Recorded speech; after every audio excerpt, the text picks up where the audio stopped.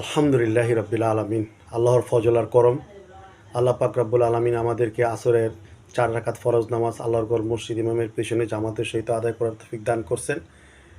সেজন্য আমরা সবাই আল্লাহর দরবারে শুকরিয়া আদায় করি আলহামদুলিল্লাহ। বলাইতেছে যে ভাই, নামাজের পর দিনের এক দামি মজমায় আমাদের সবাইকে বসার তৌফিক দান করছেন। সেজন্য আমরা সবাই আল্লাহর দরবারে শুকরিয়া আদায় করি। আর বলাইতেছে এই মজমাটার খুব দামি মজমা। এই মজমা যারা বসবে শুরু থেকে শেষ পর্যন্ত আল্লাহ পাক তাদেরকে এরকম তাদের দোয়া কবুল করবে।